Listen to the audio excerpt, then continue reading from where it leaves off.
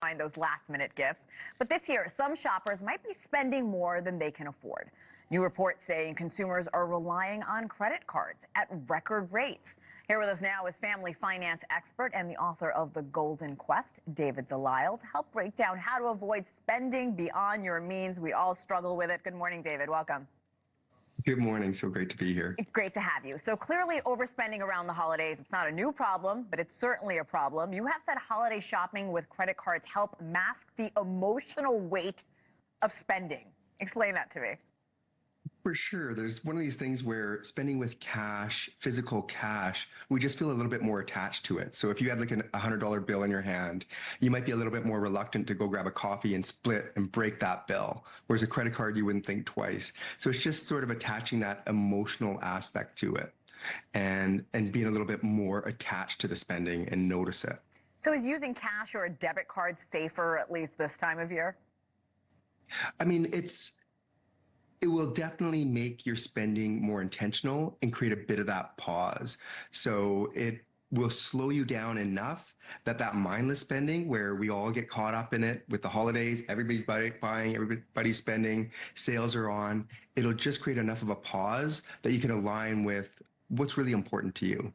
You're a family finance expert, David. What are some obstacles you often hear from families struggling when it comes to overspending?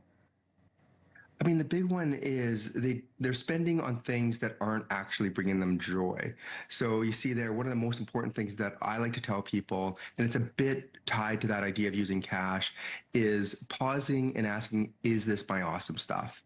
And you'll start, as you do that, don't really think about what you could do instead. Would you rather go spend time with your good friend and go for a coffee or get him that gift card? Would you rather be in debt going into the new year or fill the tree with presents? So it's just pausing and asking, is this what's really bringing me joy? Is this my awesome stuff? I love that question of whether it brings you joy or not. Let's say you are overspending. To stop doing that, what advice do you have?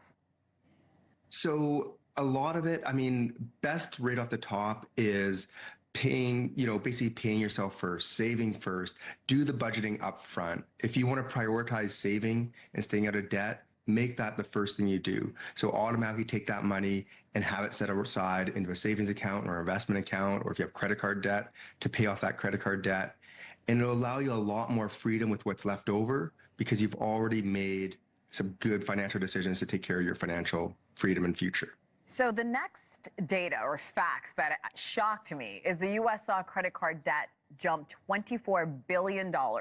That's a record of over $1 trillion by the end of 2024's third quarter. By the way, millennials particularly guilty of overspending during this time of year. Why do you think that is, David? It's one of those things where we haven't really shown them good spending habits. What we have shown them through social media and other things is spending in excess and how much joy comes from all the things you can buy. And that's not necessarily true. And so the more we can sort of talk to our millennials or slow them down or just make it normal to say to someone, hey, you know what, I'd love to go out with you and do that thing or buy this present, but I'm trying to spend a little less this season. Why don't we do this instead? Go for a walk, go, come over to my place and we'll have a board game night. Just normalize the idea of not spending. Whereas what we have done is normalized spending. I mean, you can see it in all these photos. Everything you see right now is someone spending and with a present and happy. And that's what we've done. So we don't even think twice about spending when really in the past, we didn't spend at the same levels. It's so true. We're bombarded by these images, not just social media, pretty much everywhere you look. Today is the fourth biggest shopping day of the year. People are trying to check off those last-minute gifts. What is something shoppers should be wary of, especially when they're, rushing to get that perfect gift for a loved one or a friend? Well, it's that panic, that frenzy, just and assuming that we have to get them that gift and that is what we have to do. Just questioning it and asking, is there something else that you could do instead to show love to that loved one? I know with my boys, a lot of times we take advantage of the holidays to not shop, but to do fun experiences. I mean, if it's going to be sleigh rides in the park or have friends over for a big party or walk around and listen to carolers. There's so many fun things to do during the holidays that there's many more ways to show love to our loved ones than buying those gifts. And if we feel that they need those, those new slippers, then maybe. But in most cases, that's not what they want either. Yeah, I'm with you. I think the memories of experiences live a lot longer. So if people do find themselves drowning in debt after the holidays, what tips do you have to give viewers to climb their way out of debt? And interest card debt, especially. So a big one is tracking the big stuff. Like we've all heard, skip the Starbucks coffee and all these little expenses.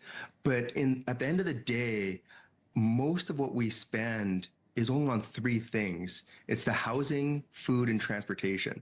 That makes up over 60% of most people's budget. So if you can really look closely at what you're spending on those three areas, and if there's anywhere where you can maybe make some adjustments, cut some costs, that's going to have a much bigger impact. And then take that difference and apply it straight to your credit card debt.